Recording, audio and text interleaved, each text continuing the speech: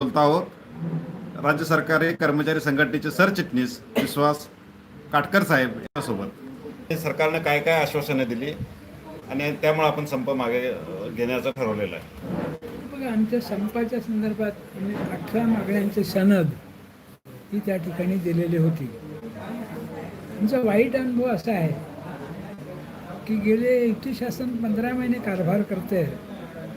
आम्ही त्यांना लक्षवेध करण्यासाठी आंदोलनसुद्धा अनेक केली, परंतु त्यांनी आमच्या आंदोलनाची दखल घेतली नाही. एवढंच नाही तर चर्चेसाठी सुद्धा कधी 15 महिन्यात पाचारण केलं नाही. आणि म्हणूनच राज्यातले सरकारी कर्मचारी आणि शिक्षक हे शासनाच्या बाबतीत त्यांचा मोठा असंतोष त्यांच्या मनात निर्माण झाला आणि त्याची परिणती ही बेमुदत संप आंदोलनाच्या घोषणेवरती झाली. हा बेमुदत संप 21 एप्रिलपासून सुरू झाला आणि एकंदरीत महाराष्ट्रातील या संपाची स्थिती एवढी उत्तम होती की प्रत्येक जिल्ह्यामध्ये अतिशय उत्तम रीतीने लोकांनी त्यांचा सहभाग दर्शविलाच, शिवाय प्रसिद्धी माध्यमातून सुद्धा आम्हाला चांगल्या पद्धतीने त्या ठिकाणी उचलून धरलेलं होतं.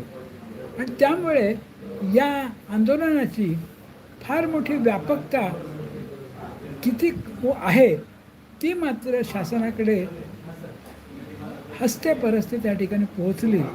आणि त्याचाच परिणाम म्हणून 22/4ला म्हणजे आंदोलनाच्या दुसऱ्याच दिवशी मुख्य सचिव पातळीवरती आमची चर्चा झाली. या चर्चेत 18ही मागण्यांवरती चर्चा प्रथमच शासनाकडे होत आहे किंवा झाली असं आम्हाला याच्यातून दिसून आलं. मग 18 मागण्यांच्या संबंधात ज्या शासनाने आपल्याशी चर्चा केलेली आहे त्यांनी दिलेली आश्वासनसुद्धा पाळली गेली पाहिजेत आणि ती खरोखर ते पाळतील की नाही या संदर्भात सुद्धा त्यांची निर्धारणा किंवा असेसमेंट होणं गरजेचं आहे. त्याचा विचार करूनच आम्ही चर्चेला त्या ठिकाणी होकार दिला आणि चर्चेसाठी आम्ही तयार होऊन चर्चेसाठी गेलो. 18 मागण्यातली प्रधान एक मागणी पहिली होती ती आमची सुधारित राष्ट्रीय निवृत्ती वेतन योजना. ही योजना प्रत्यक्षात 1 मार्च 2024 पासून आम्हीच केलेल्या आंदोलनाच्या पार्श्वभूमीवरती लागू करण्यात आली, पण त्याची कार्यपद्धती, नियम, शर्ती, अटी याच मुळात त्याने अधिसूचनेद्वारे प्रसिद्ध केलेल्या नाहीत. त्यामुळे त्याची अंमलबजावणी होऊ शकलेली नाही आणि त्यामुळे 1 मार्च 2024 पासून जे कर्मचारी सेवानिवृत्त झालेले आहेत त्यांना कोणताच आर्थिक लाभ त्यांना प्राप्त झाला नाही, किंबहुना तात्पुरती पेन्शनसुद्धा त्यांना त्या ठिकाणी मिळाली नाही.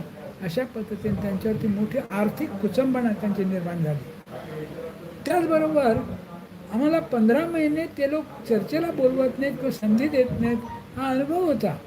अशा परिस्थितीमध्ये त्रैमासिक किंवा द्विमासिक पद्धतीने त्या ठिकाणी आम्हाला चर्चेचं व्यासपीठ निर्माण करून द्यावं अशा प्रकारची आम्ही जी मागणी केलेली होती ती सुद्धा त्या ठिकाणी आम्ही पुटपुर्त केली आणि त्याचा आग्रह धरला.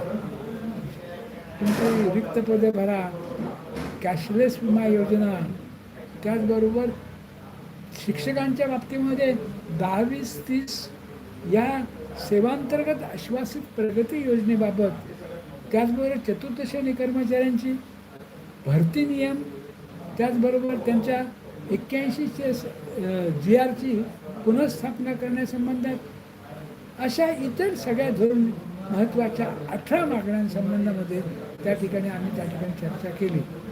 पण प्रधान मागणी जी होती की सुधारित राष्ट्रीय निवृत्ती वेतन योजना, त्या संदर्भातली जी अधिसूचना प्रस्तुत करायची होती ती आपण केव्हा करा.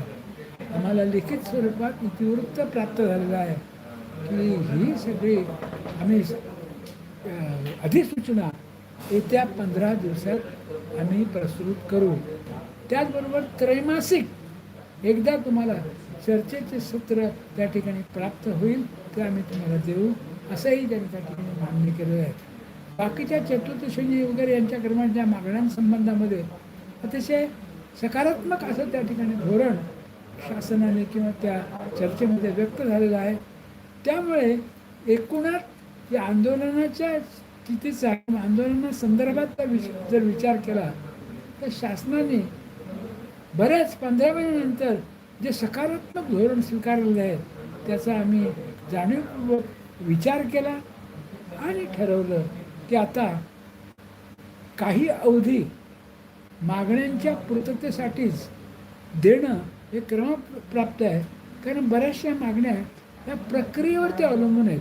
त्या प्रक्रिया पूर्ण होण्यासाठी निश्चित काही अवधी त्या ठिकाणी द्यावा लागतो आणि म्हणूनच तो विचार करून या राज्यातल्या विविध घटक संघटनांचे 84 प्रतिनिधी त्या ठिकाणी उपस्थित होते.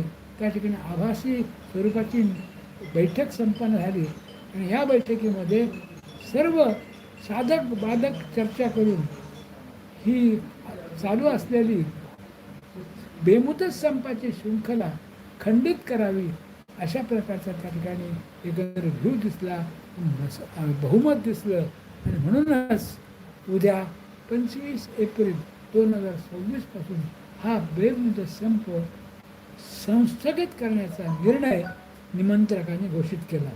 आपण संस्थगित असा शब्द वापरला आहे, म्हणजे नेमकं काय? आता आम्हाला मिळालेलं आश्वासन आहे आणि आश्वासनाची पूर्तता होणं शासनाकडे अवलंबून आहे. यदा कदाचित दुर्दैवाने आमच्या शासनाने पुन्हा दुर्लक्षच केलं आणि आमच्या आश्वासनं तशीच तो संस्थगित शब्द वापरला आहे. अच्छा, म्हणजे जर का 15 दिवस किंवा 1 महिन्याच्या कालावधीत सरकारनं सर्व आश्वासनं मार्गी लावली नाहीत तर पुन्हा आणि संपाचा हत्यार उगारला जाईल असं आपलं म्हणणं आहे. निश्चित. बरं, याच्यात अजून एक महत्त्वाची मागणी होती जी कंत्राटी कामगारांची.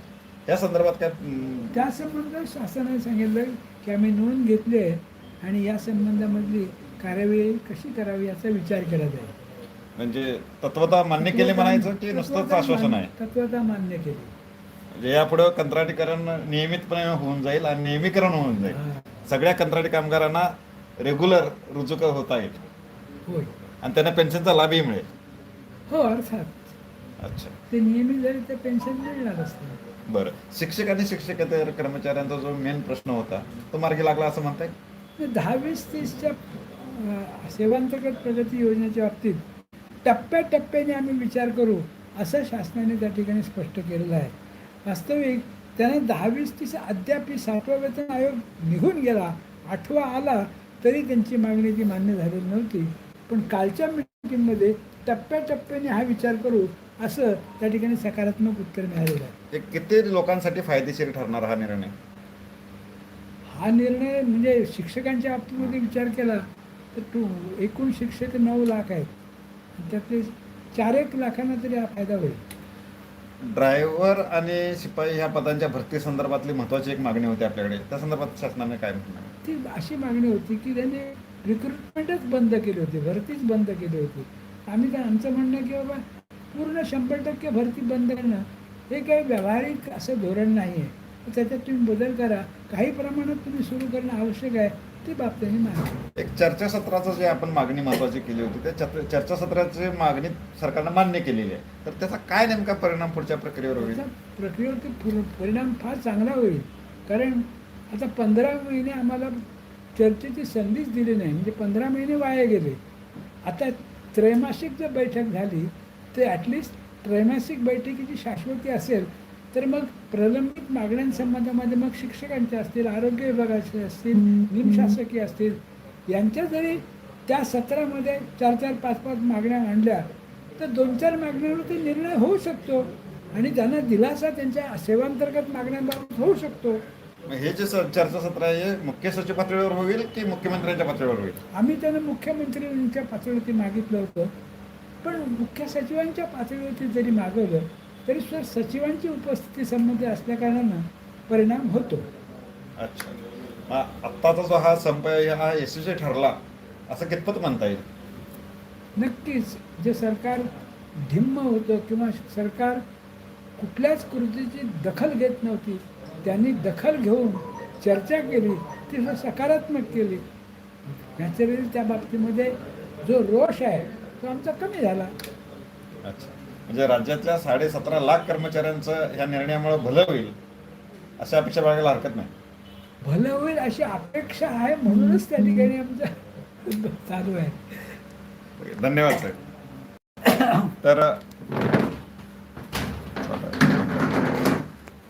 तर विश्वास काटकर साहेबांशी आपण आत्ताच नुकतीच चर्चा केली.